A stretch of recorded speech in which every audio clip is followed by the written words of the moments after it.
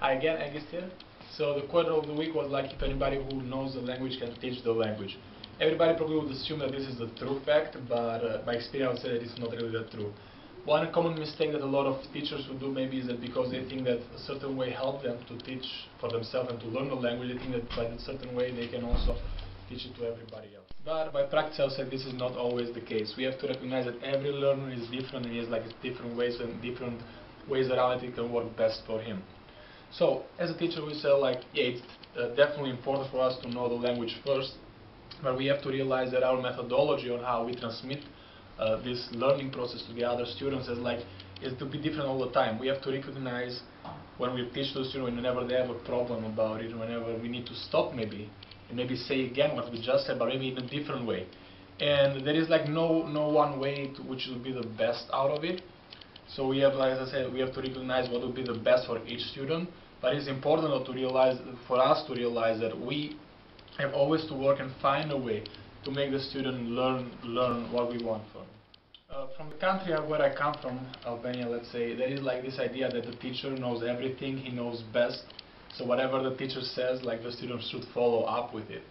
The truth is that it doesn't really result in what is expected from the student, because like what the teacher does basically just gives one way or how to learn something, and just suppose that it's like the student's duty to just follow up with it and do his best to learn out of it. And if the student doesn't do it, basically the student is not able to learn the language, let's say.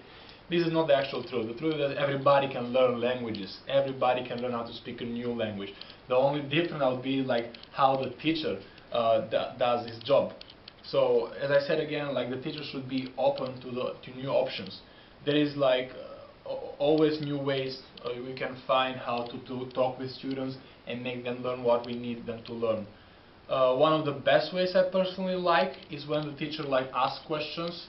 He stops, asks questions, and asks maybe the students directly like, what was the problem, like what part of it was not clear enough. And like what I like to do in this case is like give more example, maybe more practical example. As we said like in the lecture, like maybe start with something easy and then develop up to more difficult thoughts. But what a lot of teachers do maybe sometimes is they try to provoke, how to say, the student to go from an easy topic to directly a very hard topic.